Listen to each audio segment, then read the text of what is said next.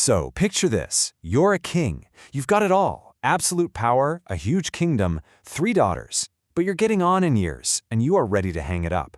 What do? Well, for King Lear, the plan was a simple and, as it turns out, catastrophic test of love.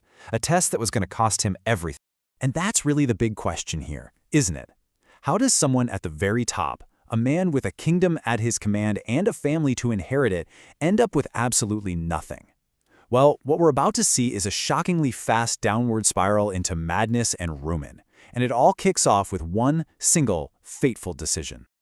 Okay, so here's Lear's big idea. He gets his whole court together, brings out his 3 daughters, Goneril, Regan, and his favorite, Cordelia, and he makes this grand announcement. He's going to give the biggest chunk of his kingdom to whichever one of them can say they love him the most. He is literally turning love into a contest. It's a really dangerous game, and he has no idea what he's just started. And this is the choice Lear has in front of him. On one side, you've got pure flattery. The 2 older sisters, Goneril and Regan, they just lay it on thick. They go on and on about how their love is bigger than words, how their dad is their entire universe. It's a performance. And then there's Cordelia, the youngest, his favorite, and she just gives him honesty. She says she loves him exactly as a daughter should love her father, no more, no less. She even says, she has to save some of that love for her future husband.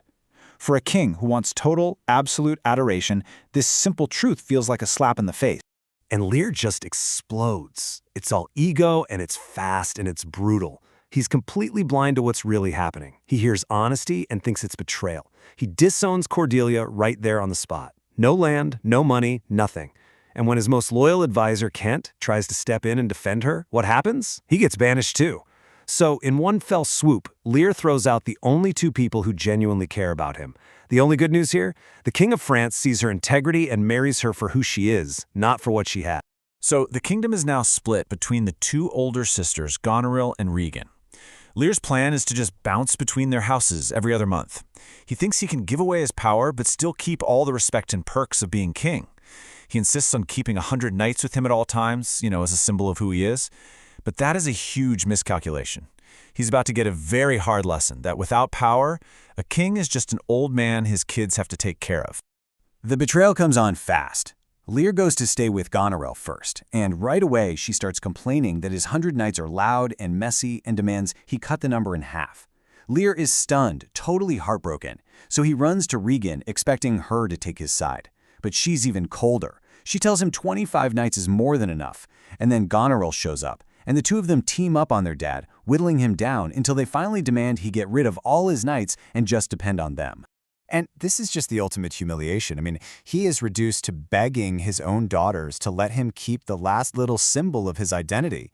When they say no, he just shatters. He literally chooses to run out into a violent, raging storm rather than stay under their roof. In that moment, he's not a king anymore. He's just a homeless old man screaming at the sky. Now, just to show us that Lear's tragedy isn't some random one-off event, Shakespeare gives us this parallel story that mirrors the main plot almost exactly. There's this nobleman, Gloucester, and he also has 2 sons, Edgar, who's the legitimate heir, and Edmund, his illegitimate son. And guess what? Just like Lear, Gloucester gets tricked by the lies of his treacherous kid, Edmund, and banishes the son who's actually loyal, Edgar. It's the same devastating mistake.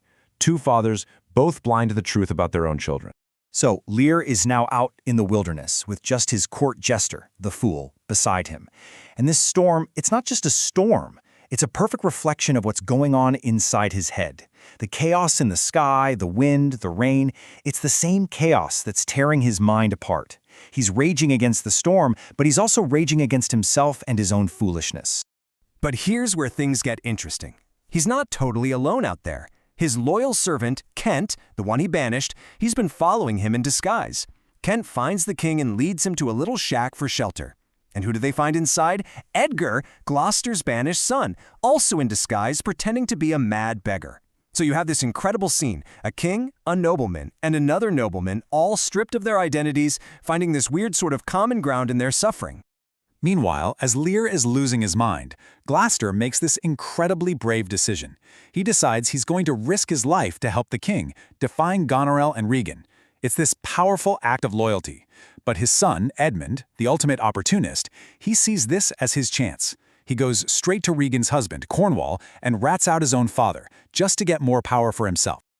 Just when everything seems completely hopeless, a little bit of light appears. Word of how Lear's been treated has made its way to Cordelia in France. And the daughter he threw away? She hasn't forgotten him. She comes back to Britain, leading a French army, not to get revenge, but to rescue her father.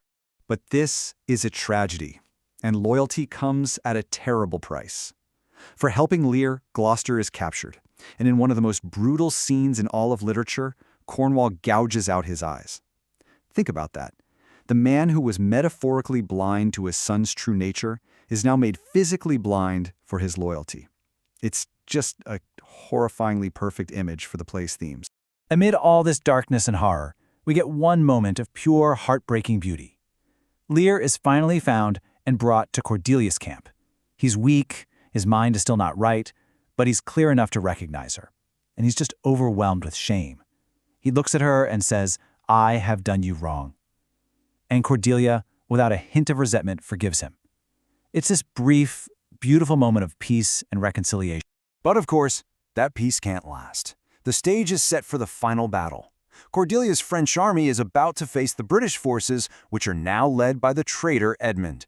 And this is more than just a fight for the kingdom. It's a clash between good and evil, loyalty and betrayal. Everything is on the line. But in a tragedy like this one, hope is a very dangerous thing. The battle is fought, and Cordelia's army loses. That little flicker of hope we had is just gone. Lear and his one loyal daughter are captured and thrown in prison by the very people who destroyed them. And now that the villains have won, their whole evil alliance just implodes. Evil always turns on itself. Edgar finally reveals who he is and challenges his brother Edmund to a duel, wounding him fatally. Meanwhile, Goneril and Regan are both in love with Edmund, so Goneril poisons her sister. When that comes to light, Goneril kills herself. And as Edmund is dying, he makes one last, chilling confession. He's already given the order for Cordelia to be executed in the prison. They try to send someone to stop the execution, but it's too late. The final scene is one of the most devastating things you will ever see. Lear, completely broken, wanders out onto the stage, carrying the body of Cordelia. The one person who loved him truthfully and unconditionally has been hanged, and with her dies any last chance for a happy end. Holding his daughter, Lear's own heart just gives out. He dies, right there. The kingdom is in ruins, the stage is littered with bodies, and we're left with his haunting question. In a world that so often rewards lies and flattery, what is the real price for speaking the truth?